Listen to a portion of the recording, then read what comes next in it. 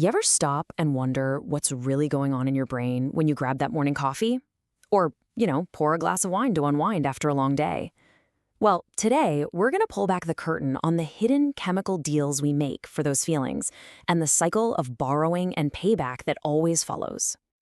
Right, let's just dive straight into this question.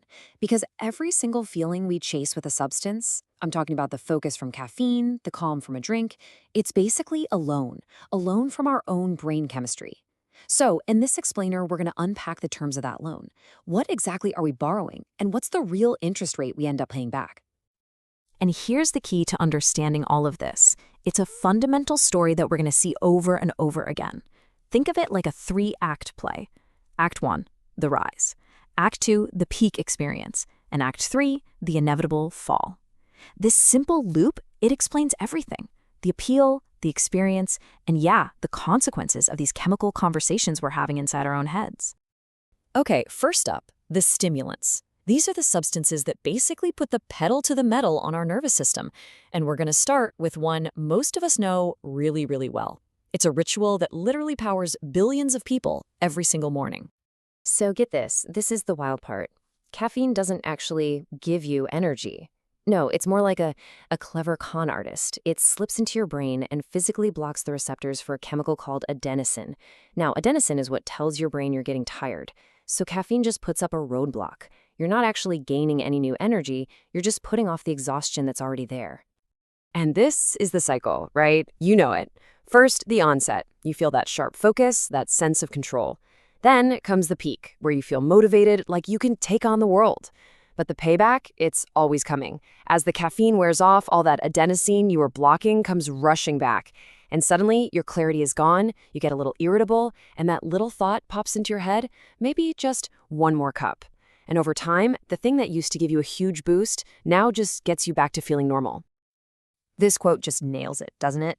This whole idea of borrowing energy from your future self is the absolute key to understanding all stimulants.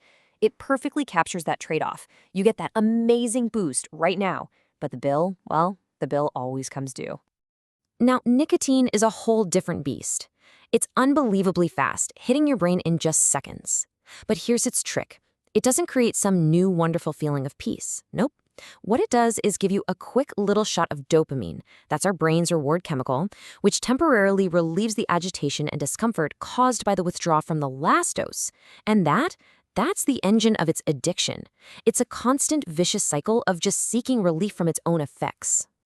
And of course, the terms of these loans can be wildly different. You can see it here. Something like cocaine, for instance, just floods the brain's reward system. It's an incredibly intense high, but it's super short. Caffeine, on the other hand, is much more of a slow burn, a milder, longer-lasting effect. So you've got different substances, sure, but they're all operating on that exact same principle of borrowing. All right, let's switch gears. We've talked about what speeds us up. Now let's look at the opposite, the depressants. These are the substances that slow down the brain, slow down the nervous system, and offer us what feels like a little bit of borrowed calm. When alcohol gets into your system, it basically acts like a muffler on your entire brain, just slowing down the communication between all the different regions. You know that initial feeling? That warmth, that social ease you feel after a drink? That's not real connection. It's actually an illusion created because your brain's messaging system is getting fuzzy and your inhibitions are being turned way down. And the cycle here is so predictable. You have that warm, relaxing onset that leads to the peak where your judgment starts to fade away. And then comes the inevitable come down. The buzz collapses into fatigue and, of course, the brain chemistry crash we all know as the hangover. But the real danger over time is that the brain actually starts to expect alcohol to create calm. You shift from drinking for fun to drinking just to feel normal. This is a great way to see the crucial difference in how these downers work. Alcohol, it's like turning down the master volume on your entire brain. It's a global effect. Opioids, though, are way more precise. They're like chemical assassins. They go in and target very specific receptors to just shut down pain and flood your system with this incredibly profound but totally artificial sense of well-being. This quote, which people often use when talking about benzodiazepines like Xanax or Valium, just gets right to the heart of the danger with so many depressants. It's not just about the short-term effect. It's that by constantly giving your brain an external source of calm, you can effectively untrain it. You can make it forget how to manage stress all on its own. Okay, so we've covered uppers and we've covered downers. Now let's get into a third category. Substances that don't just change your speed, but fundamentally alter the way you perceive reality itself. All right, so THC, it's the active compound in cannabis, and it taps into a system our bodies already have called the endocannabinoid system. Just think of it as your body's internal regulator for balance and calm. By latching onto these receptors, THC can do some strange things.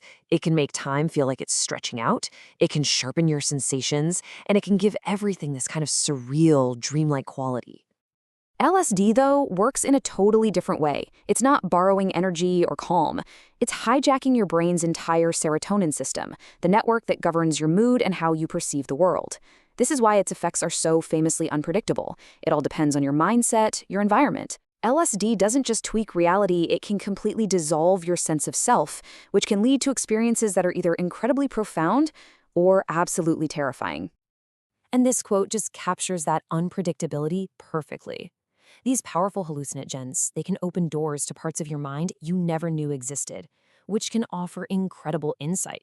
But they can also leave behind a kind of psychological echo, something that lingers long after the actual substance is gone. So, okay, we've looked at uppers, downers, and these wild altered states. What's the common thread here? What's the underlying pattern that connects all of these incredibly different chemical experiences? Well, here it is. This is the pattern that connects everything. Each of these categories hijacks one of the brain's natural messenger systems. Stimulants, they exploit dopamine, our reward chemical. Depressants, they crank up GABA, which is our brain's main off switch that creates calm. And hallucinogens, they manipulate serotonin to completely change our perception. The bottom line is, they all work by overwhelming a natural, balanced system with a huge artificial signal. And that brings us to our final thought. If all these feelings, confidence, calm, connection, are just borrowed, it really makes you think, doesn't it? It challenges us to ask how we can learn to create these feelings on our own, for ourselves, without having to take out another one of these chemical loans. It is so important to remember that everything we've talked about here has been for educational purposes. If you or anybody you know is struggling with substance use, please know that you are not alone. There is professional, confidential help available, so don't ever hesitate to reach out.